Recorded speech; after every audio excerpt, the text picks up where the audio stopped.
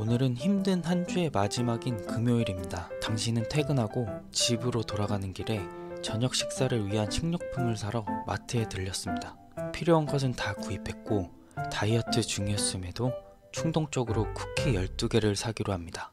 한 주 동안 열심히 일도 했고 즐거운 주말을 보내기 위해 기껏해야 한두 개만 먹겠다며 스스로를 안심시킵니다. 집에 도착하였고 계획대로 쿠키 2개를 먹었습니다. 즐거웠습니다. 당신의 계획대로라면 2개면 충분하지만 당신의 눈은 어째서인지 남은 쿠키를 계속 보고 있습니다. 우유랑 먹으면 더 맛있겠지? 우유랑 딱 쿠키 하나만 더 먹을까? 당신은 결국 우유 몇 잔과 함께 모든 쿠키를 먹어치웠습니다.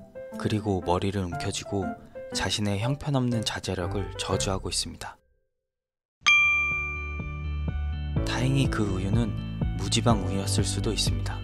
또한 당신을 포함한 대부분 사람들이 이런 비슷한 상황을 겪을 수도 있습니다. 사람들의 일상을 기록한 연구에 따르면 자제력 실패는 일상생활에서 자주 발생하는 흔한 일입니다. 사람들은 피자, 치킨, 맥주 또는 운동 거르기와 같은 달콤한 유혹에 넘어가며 더 강력한 자제력 갖기를 원합니다. 그렇다면 자제력이란 정확히 무엇일까요? 앞선 상황으로 예를 들면 장기적인 계획인 다이어트를 위해 단기적 즐거움인 쿠키를 먹지 않는 능력입니다. 2007년에 미국의 심리학자 로이 바우마이스터는 자제력에 가장 영향력 있는 심리적 모델을 제시했습니다. 그는 의지력을 근육에 비유합니다. 팔굽혀펴기를 시작하면 처음 몇 회는 약간 힘들 수 있습니다.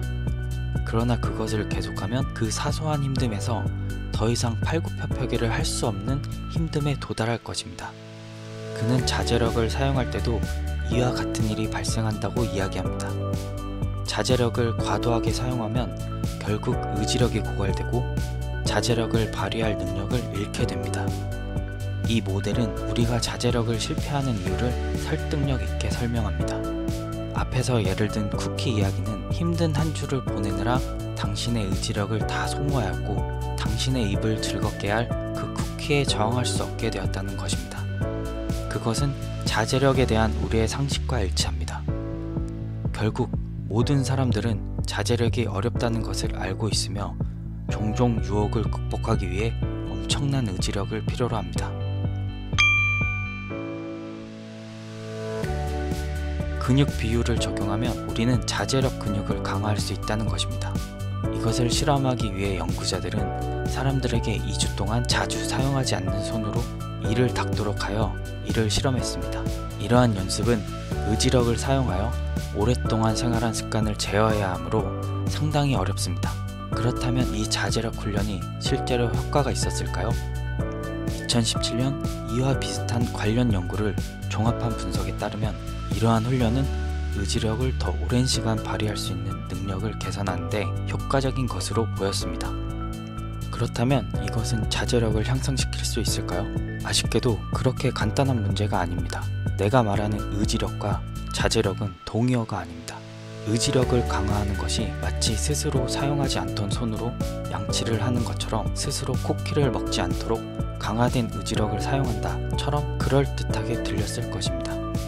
의지력이 실제 일상생활에서 이런 식으로 작용한다는 것은 분명하지 않습니다. 2017년 실행된 일주일 동안 유혹에 대한 기록과 관련된 연구에 따르면 더 많은 유혹을 경험한 참가자는 더 많은 의지력을 사용한다고 나타났음에도 불구하고 장기 목표를 달성한 가능성이 적었습니다. 이것은 의지력을 사용하여 쿠키의 유혹을 단기적으로 억제할 수는 있지만 장기적으로는 도움이 되지 않음을 시사합니다. 또 다른 연구에 따르면 자제력을 향상시키려면 수동적으로 유혹을 이기려고 하기보다는 능동적으로 유혹의 경우를 줄이는 데 집중해야 한다고 말합니다. 다행히도 이를 가능하게 해주는 몇 가지 방법이 있습니다. 그 전에 미국 심리학자 안젤라 리 더게스와 그녀의 동료가 제안한 자제력 프로세스 모델에 대해 생각하는 것이 도움이 됩니다. 이 그림은 유혹의 발생 주기를 도식화한 것으로 단계별로 어떤 자제력을 사용해야 하는지 보여줍니다. 예를 들어 주말에 쿠키를 마음대로 먹어치우려면 먼저 쿠키의 유혹으로 그것을 구매하고 집으로 가져오는 상황 단계를 마주해야 합니다. 다음은 쿠키에 관심을 가지는 주의 단계에 접어들고 그 후 우유와 함께 먹는 쿠키가 얼마나 맛있을지 생각하는 평가 단계를 거쳐야 합니다. 그리고 그것을 다이어트라는 계획을 무시하고 쿠키와 우유를 맛있게 먹는 반응 단계에 이르게 됩니다. 당신이 쿠키의 유혹에 넘어가려면 이 모든 단계에서 잘못된 선택을 해야 합니다. 이것은 당신이 힘들게 의지력을 사용하기 전에 여러 단계에서 자제력을 발휘할 수 있다는 것을 의미합니다. 상황 단계를 보면 쿠키 앞에 앉아서 억지로 먹지 않으려고 하는 대신 처음부터 쿠키를 사지 않거나 쿠키를 서랍에 넣거나 혹은 쓰레기통에 버리는 전략을 쓸 수도 있습니다.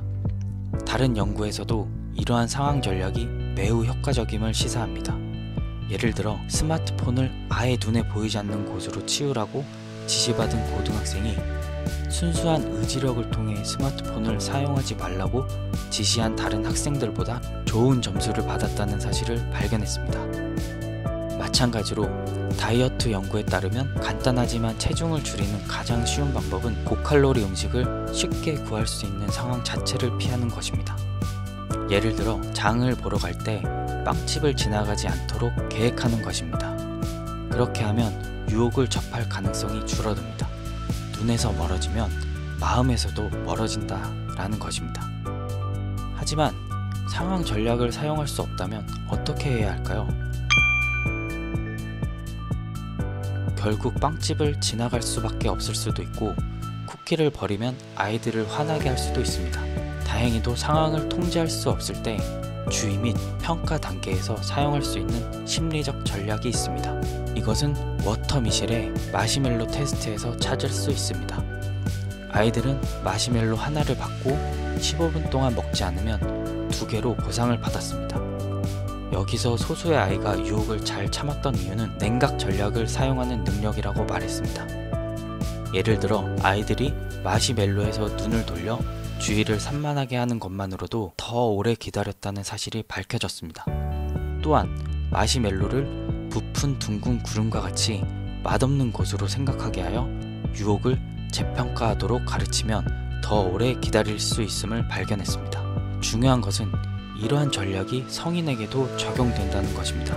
내가 와이오밍 대학교에서 대학생들에게 수행한 연구에서는 그들이 수업 시간에 오래 머물고 외출하는 것을 막기 위해 외출하려는 생각이 들 수 없도록 주의를 산만하게 하는 흥미로운 일에 집중시키거나 외출할 기회는 많지만 시험을 준비할 시간은 지금밖에 없다고 상황을 재평가하게 하였습니다. 이것은 그들의 장기적인 목표를 향해 발전할 수 있도록 지속적인 도움을 주었습니다.